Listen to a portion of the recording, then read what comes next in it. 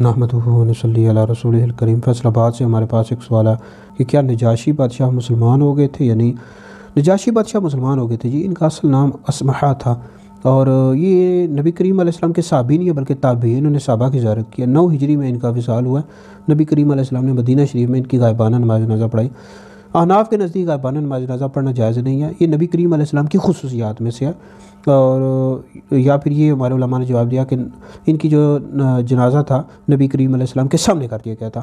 تو اس حوالے سے جی مسند احمد بن حنبل میں حدیث موجود ہے، حضرت سیدنا عمران بن حسین رضی اللہ تعالیٰ عنہ سے روایت ہے کہ نبی پاک علیہ السلام نے ہمیں خبر دی کہ تمہارے بھائی نجاشی کا انتقال ہو گیا، اس پر نماز جنازہ پڑھو۔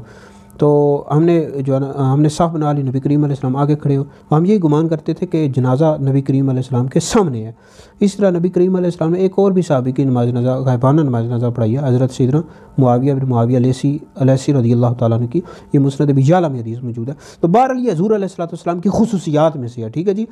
تو باقی کسی اور کے لیے غائبانہ نماز جنازہ پڑھنا جائز نہیں ہے، میت کا سامنے موجود ہونا ضروری ہے، ٹھیک ہے جی۔ تو بہرحال جو حضرت نجاشی رحمۃ اللہ علیہ تھے، یہ انہوں نے کلمہ پڑھ لیا تھا، یہ مسلمان ہو گئے تھے، یہ صحابی نہیں ہے بلکہ تابعی ہیں۔